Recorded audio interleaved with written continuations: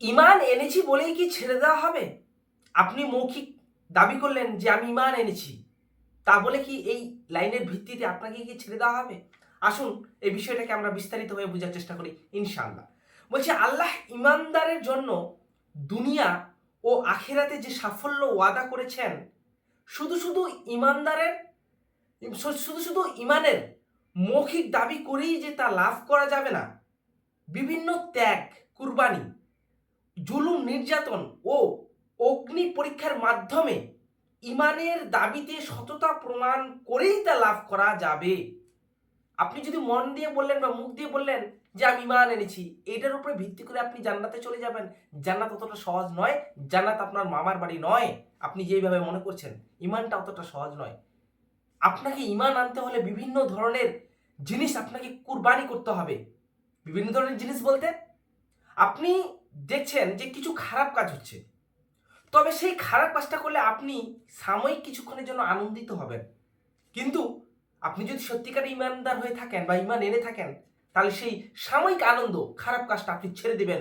এই জিনিসটা আপনাকে কুরবানি করতে হবে, সেই সাময়িক আনন্দটা। এটাকে বলে ইমান আনা। আসুন তারপরে কি বলছি, যে আল্লাহ বলেন মানুষ কি কথা মনে করে আছে যে আমরা ইমান এনেছি এতটুকু বলেই তাদেরকে ছেড়ে দেওয়া হবে এবং তাদের কোনো পরীক্ষা করা হবে না? সূরা আনকাবুত আয়াত নাম্বার 2। কি বুঝতে পারলেন? আমরা কি ভেবে আছি যে আমরা মৌখিক দাবি করবো আর আমাদের ইমান হয়ে গেল, আল্লাহ আমাদেরকে জান্নাত দিয়ে দিবে, এই দাবির ভিত্তিতে চলে যাবে? অতটা সহজ নয় ভাই। ইমান বিষয়টা অতটা সহজ নয়। কিছু ইমানের দাবি হলো, ইমানের দাবিটা কি বলছে, যে ইমানের দাবি হলো কিছু গ্রহণ ও কিছু বর্জন। আমি একটু আগেই বললাম, কিছু গ্রহণ কিছু বর্জন। আপনি দেখছেন যে কিছুক্ষণের জন্য সাময়িক আনন্দ, যেটা কিন্তু পাপের কাজ, আপনাকে সেটা বর্জন করতে হবে, সেটাকে বর্জন করতে হবে। আর কিছু ভালো কাজ আপনাকে গ্রহণ করতে হবে। এই গ্রহণ ও বর্জনের ব্যাপারে সর্বপ্রথম সংঘর্ষ হবে নিজ প্রবৃত্তি বা নাফসের সাথে। আগে নিজের নাফসের সাথেই প্রথমে আগে বুঝতে হবে যে কোনটা সঠিক, কোনটা মিথ্যা, কোনটা ভুল আর কোনটা সঠিক। আগে নিজের নাফসকে কন্ট্রোল করতে হবে।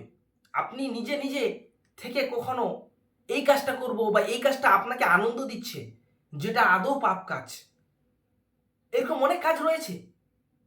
হতে পারে সেটা জুয়া খেলা, হতে পারে সেটা মদ খাওয়া বা মাদক দ্রব্য। সেটা আপনাকে সাময়িক কিছু আনন্দ দিবে। জিনা করা, এগুলা হচ্ছে আপনাকে সাময়িক কিছু আনন্দ দিবে, কিন্তু আপনি যদি সত্যিকার ইমান এনে থাকেন আর ইমানের দাবি যদি করে থাকেন না আপনি আপনার মন থেকে, তাহলে এই সমস্ত জিনিস আপনাকে বর্জন করতে হবে, এই সমস্ত জিনিস আপনাকে কুরবানি করতে হবে। এই সমস্ত বিষয় দিয়ে আপনি জান্নাতে যেতে পারবেন না। স্পষ্ট কথা বলা রয়েছে এখানে। আপনি এইভাবে যেতে পারেন না, কোনো মতেই যেতে পারেন না। আপনাকে নিজের নাফসের সাথে আগে বোঝাপড়া করতে হবে যে কোনটা সঠিক কোনটা ভুল।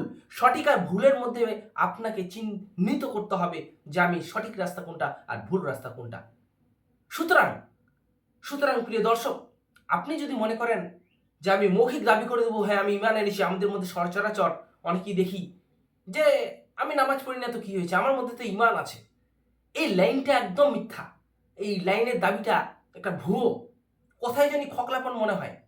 আপনি এই দাবিটা যে করলেন না, যে কি হয়েছে আমি নামাজ পড়ি না তো আমি ইমান এনেছি, ইমান আনার মূল শর্তেই আপনাকে সালাত আদায় করতে হবে।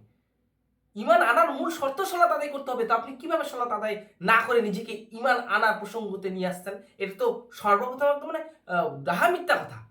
আপনি ডাহা মিথ্যা কথার দিকে ধাবিত হয়েছেন এবং মানুষকেও এটা প্রেরণা করছেন। প্রিয় দর্শক, আশা করি আপনি বুঝতে পেরেছেন যে ইমান আনার বিষয়টা কত বড় গুরুত্বপূর্ণ।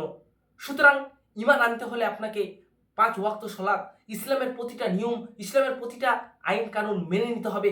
কোরআনের প্রতিটা আয়াত আপনাকে অক্ষরে অক্ষরে মেনে নিতে হবে। তারই আপনাকে ইমান আনার জন্য আল্লাহ পরকালে কিছু রেখেছেন বা জান্নাত আমাদের জন্য পুরস্কৃত করবেন। সুতরাং মুখের দাবি বা মুখের ভিত্তিতে ইমান এনেছি বলে আপনি জান্নাত যাবেন, এই ধারণাটা মিথ্যা, এই ধারণাটা ডাহা মিথ্যা। আশা করি বুঝতে পেরেছেন। আসসালামু আলাইকুম আহমতুল্লাহি আবরাকাতু। কারণ যা হবে স্পষ্ট হবে।